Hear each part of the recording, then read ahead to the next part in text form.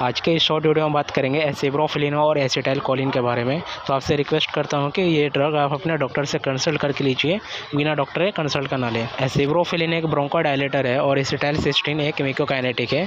ये दोनों मिलकर काम करता है। कफ अगर जो बहुत जम जाता है वो बॉडी से बाहर नहीं आता है लंग्स से, तो उसको ये बाहर निकलने में मदद करता है। उसका जो स्टिकनेस है उसको कम कर देता है, जमा जो रहता है जमाव को कम करता है ताकि वो बाहर आसानी से निकल जाए। और सांस लेने में जो दिक्कत वगैरह होती है तो सबको ट्रीट करने के लिए ये ड्रग डॉक्टर देते हैं। इसका इस्तेमाल कफ को कंट्रोल करने के लिए करते हैं और शॉर्टनेस ऑफ ब्रेथ हो जाता है, सांस लेने में जो दिक्कत होने लगती है उसको भी कंट्रोल करने के लिए ये टैबलेट का इस्तेमाल करते हैं।